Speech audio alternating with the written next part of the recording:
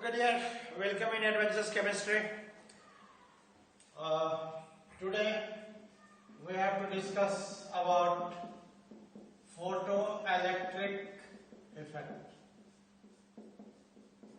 बच्चों, इस चैप्टर का ये एंड पॉइंट है, लास्ट पॉइंट है. ओके, चलिए चर्चा करते हैं फोटोइलेक्ट्रिक इफेक्ट. 1905 में अल्बर्ट आइंस्टीन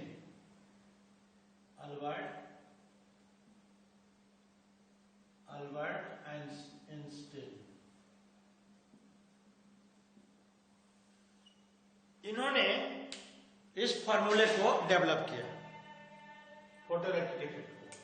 इन्होंने क्या कहना था, मान लीजिए ये जो है दिस इज ये मेटल सरफेस है, it is a metal surface. Okay,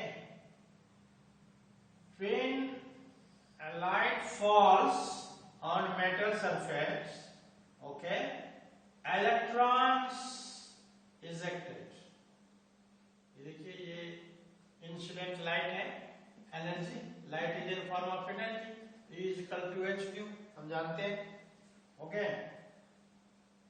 ये इलेक्ट्रॉन है जो इजेक्ट होके यहां से निकली है. ओके, ये जो है ये वर्क फंक्शन है, इसको आप h nu नॉट या w नॉट भी कह सकते हैं. और ये जो है ये है kinetic energy, that is mv². ये क्या है बच्चे? ये मेटल सरफेस है. Okay, when a light falls on the metal surface, ये मान लीजिए सरफेस है, जब ये लाइट फॉल करती है तो यहां से मेटल सरफेस पर पड़ने के बाद ये इलेक्ट्रॉन को ऐसे इजेक्ट कर बाहर निकालती है. Okay, when a beam of light falls on the metal surface, it ejected the electron, and this ejected electron, okay, ejected electron is called photoelectron. Photoelectrons. Okay, अब देखिए ये मेटल है, ये इलेक्ट्रॉन यहां से इजेक्ट हुआ. जब ये इजेक्ट हुआ, इजेक्ट मतलब कैसे? ये देखिए, ये मेटल सरफेस है, यहां से लाइट फॉल, मान लीजिए ये इलेक्ट्रॉन है, यहां पर है, यहां से लाइट फॉल होती है तो ये इलेक्ट्रॉन इनको बाहर निकालती है.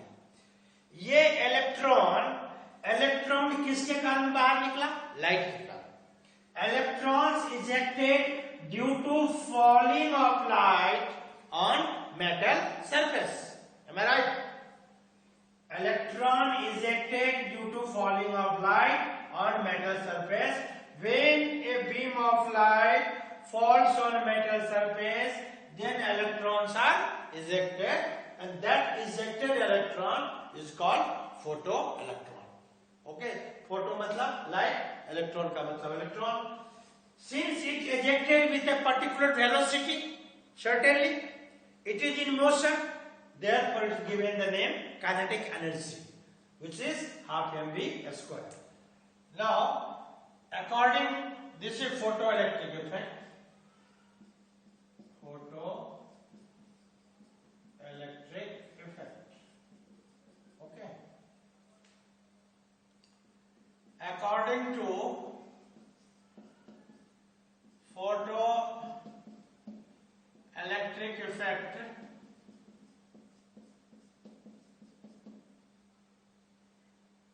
h nu is equal to h nu naught plus k. Okay. ये बच्चों h क्या है? H is Planck's constant. Nu is frequency. Am I right? And nu naught, this is threshold frequency.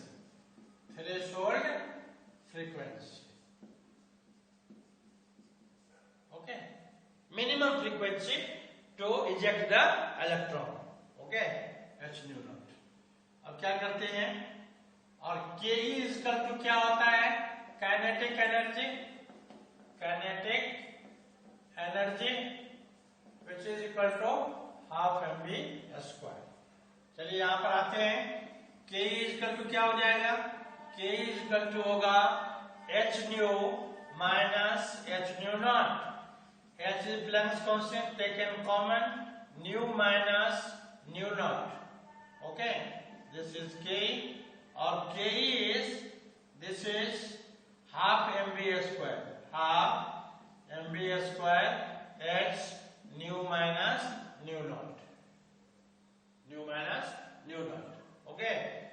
ये फॉर्मूला हो गया, इसको हम ऐसे भी लिख सकते हैं आपको, या mv square is equal to 2h nu minus nu not, okay okay. और यहां से इस फॉर्मूले को हम क्या लिख सकते थे, यहां पर आप लिख सकते थे न्यू, आगे लिखते हैं, और भी फॉर्मूले अभी एक्सपेंड करना बाकी है अभी, ओके। चलिए एक्सपेंड करते हैं। देखिए यहां पर क्या आया, mv square is equal to h 2h nu minus nu naught, mv square is equal to 2h, nu क्या होता है, c बाय लैम्डा, और c by lambda naught, mv square is equal to 2hc, ये हो जाएगा 1 upon lambda, 1 upon lambda naught, और mv square is equal to 2hc lambda naught minus lambda upon lambda into lambda naught, okay. इसको आप चाहें ऐसे भी लिख सकते हैं, half mv square hc lambda naught minus lambda upon lambda into lambda naught, या k is equal to hc lambda naught minus lambda upon lambda into lambda naught. यहां पर लैम्डा क्या है, वेवलेंथ, वेवलेंथ, और lambda naught threshold, threshold wavelength, okay. So this is the, वैसे आपको mostly जो questions यदि यहां से बेस्ड होंगे तो यहीं पर क्वेश्चन होता है, इस चीज को आपको ध्यान रखना है, ओके। इसको हम एक्सपेंड करके आपको बताते हैं इस फॉर्मूले को, ओके। चलिए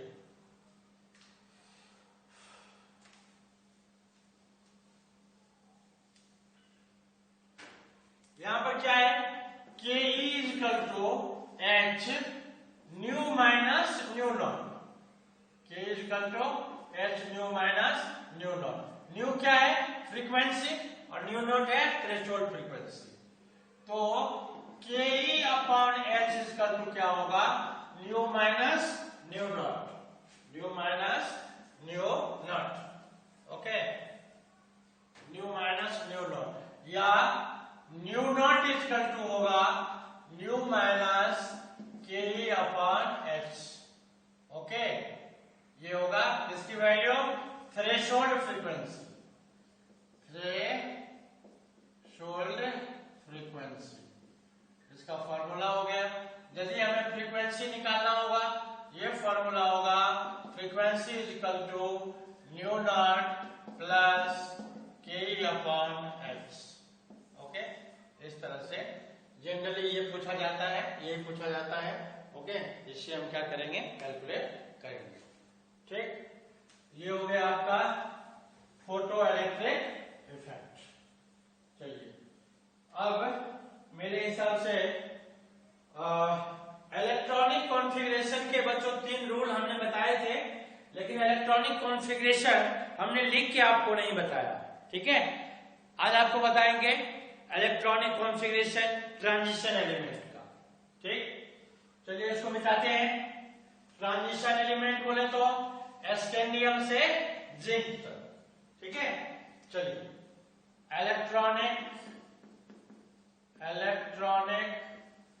configuration configuration of transition element. Okay. Atomic number 21, scandium 230, that is Z. Okay, चलिए लिखते हैं। सबसे पहले हम लिखेंगे यहां पर एलिमेंट, ओके। उसके बाद यहां लिखेंगे सिंबल, यहां लिखेंगे एटॉमिक नंबर 1 से 20 तक, 1 to 20। ऑलरेडी 10th क्लास में आप पढ़ते हैं, 21 से स्टार्ट करेंगे। Atomic number, electronic configuration, okay. Expected, ये लिखना पड़ेगा, एक्सपेक्टेड इलेक्ट्रॉनिक कॉन्फ़िगरेशन। और यहां पर हम लिखेंगे ऑब्जर्व्ड इलेक्ट्रॉनिक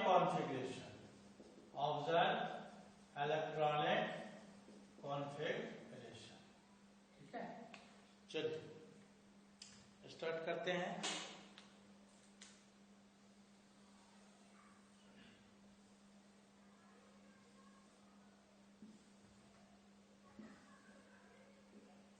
ओके, देखिए यहां पर हम लिख रहे हैं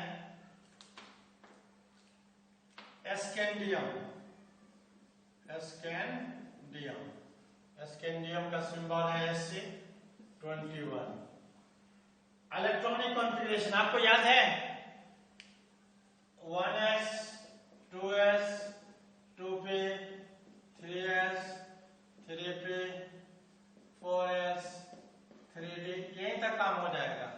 ओके, ये है lowest to highest energy level. यानी जब भी हम इलेक्ट्रॉनिक कॉन्फ़िगरेशन करेंगे तो लोएस्ट एनर्जी लेवल कौन सा है, 1s। यानी 1s से स्टार्ट करेंगे। As the number of electron increases according to their increasing energy level, we can fill it. आपको याद है, मैं याद दिला दूं, 3 रूल है।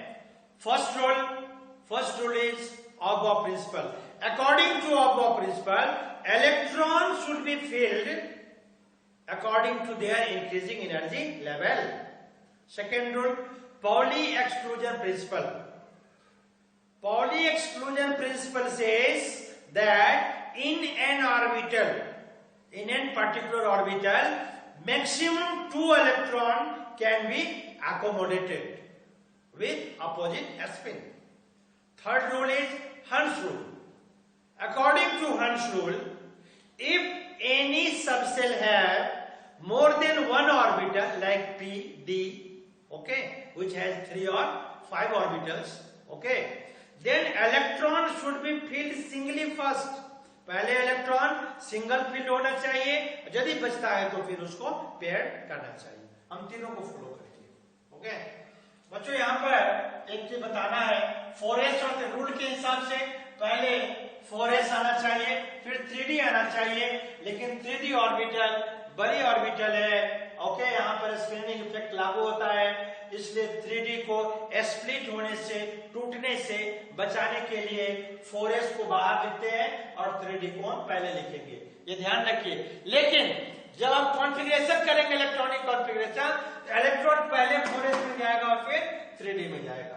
चलिए यहाँ पर लिखते हैं शॉर्टकट में। आर्गन बोले तो 18 आपने लिख दिया। 18 का मतलब 2 यहाँ पर, 2 यहाँ पर, 6 यहाँ पर, 2 यहाँ पर, 6 यहाँ पर, 6 6 12 14 16 18 18 हो गया। यहाँ तक ऑलरेडी फिल हो गया। ओके, तो पॉइंट आउट बैटरी एक पॉइंट आउट बैटरी फिनिश कर दीजिए, ये पर फिनिश करते हैं।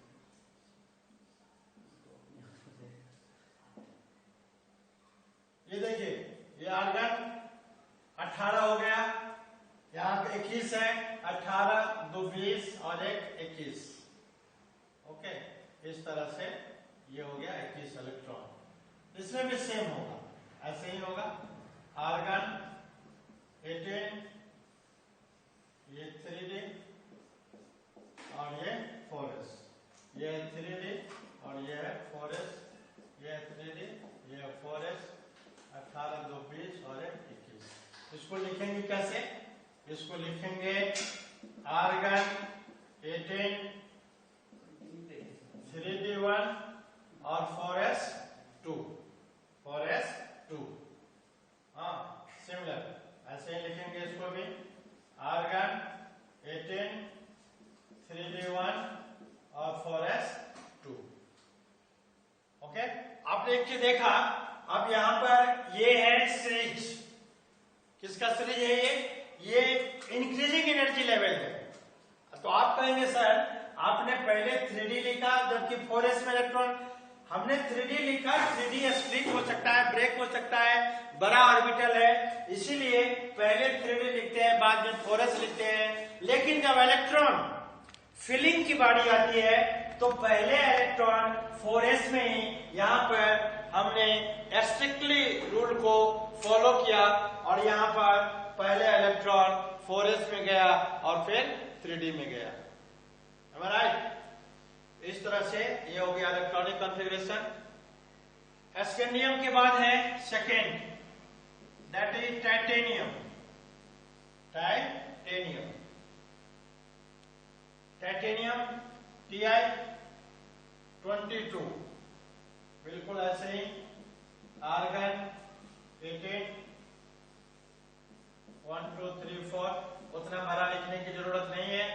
ये 3D है, ये 4s है, ये बेस। अब देखो रूल को यहाँ भी फॉलो कर रहे हैं। हमारे पास 2 इलेक्ट्रॉन अभी है, 18 2 20 और 2 22, लेकिन हमने रूल को फॉलो किया। ओके, ये बिल्कुल सिमिलर, ये सेम वही है। ओके, यहाँ पर आप लिखेंगे, इसको लिखेंगे कैसे आप? इसको लिखेंगे आर्गन 18 3D2 4s2, बिल्कुल सिमिलर ऐसे ही। ओके, तो ये हो गया आपको टाइटेनियम।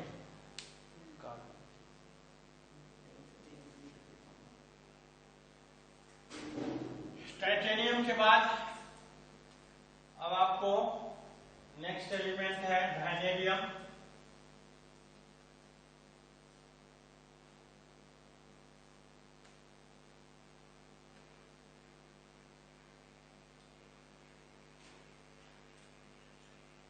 टाइटेनियम के बाद है वैनेडियम।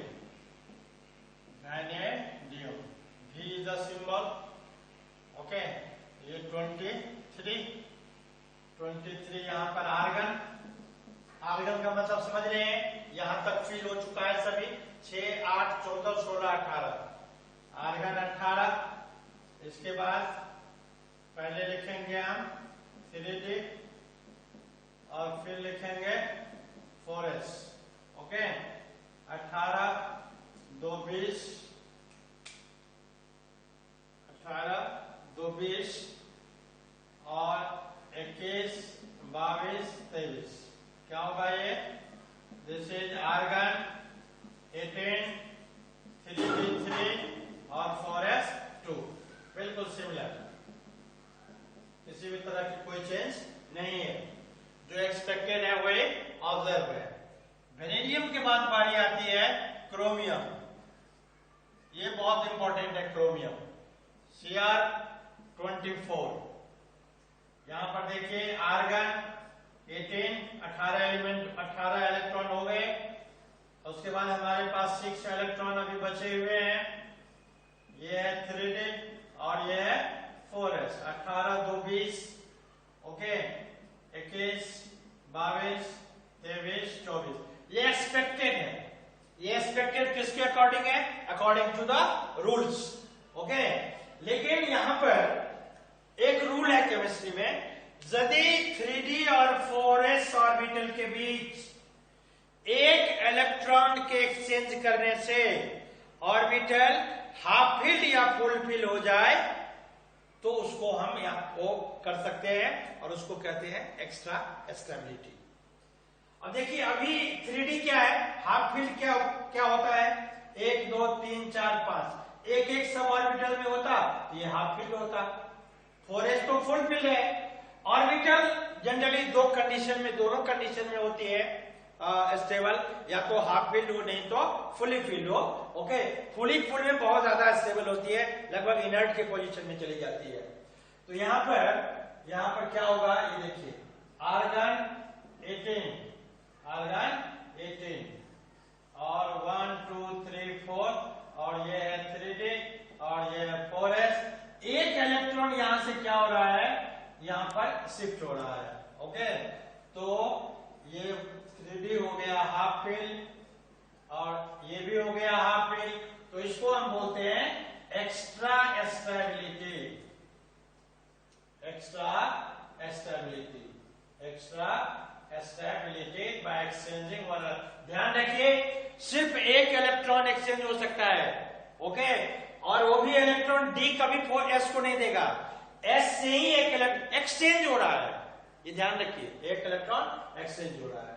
ओके, एक्स्ट्रा स्टेबिलिटी जाना जाता है। वैलेडियम हो गया, क्रोमियम हो गया। ओके, 24। उसके बाद है मैग्नीज Mn25। ओके, इसको कैसे लिखेंगे आप, इसको लिखेंगे आर्गन 18 3d4 और 4s2। यहां पर बदल गया कंप्लीटली, ये हो गया आर्गन 18 3d5 4s1।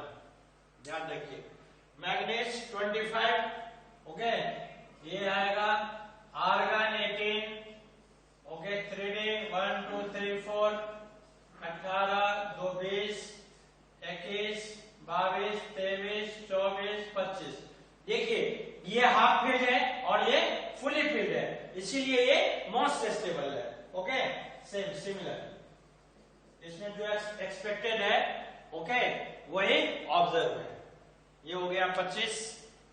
ओके, चलिए अब नेक्स्ट एलिमेंट होगा, नेक्स्ट एलिमेंट होगा आपको आयरन। नेक्स्ट होगा आयरन।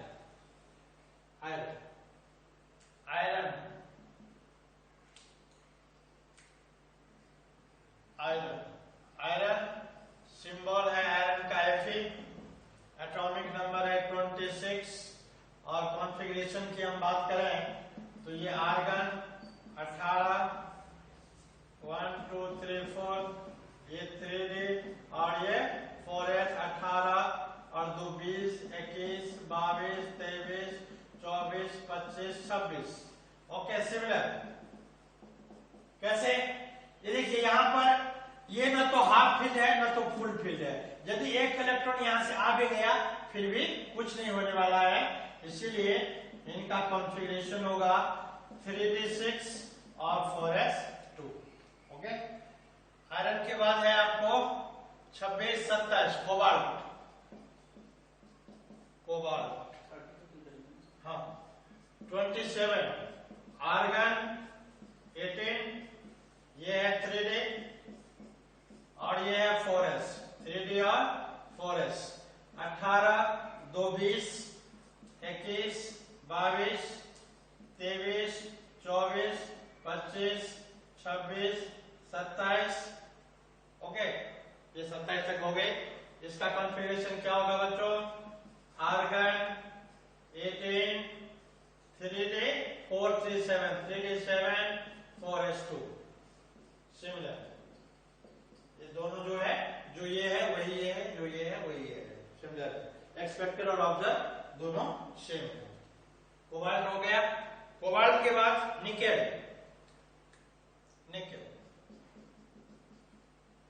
Ni,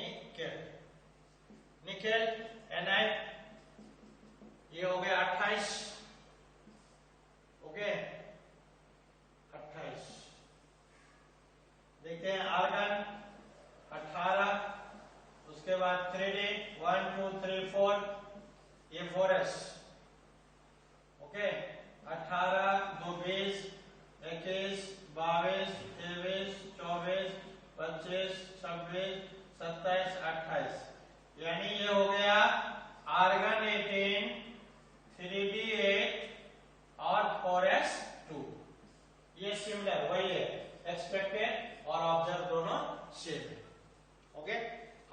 लास्ट में आपको लगे निकेल और जिंक, बस ये दो 30 तक ही आपको मैं ये सीखना है। उसके बाद ये कॉन्फ़िगरेशन आपको उतना ज्यादा आपको तंग नहीं करेगी, न तो ऐसा कोई क्वेश्चन जनरली प्लेस होता है 30 तक, लेकिन आपको पता होना चाहिए। अब है next element is copper. Copper copper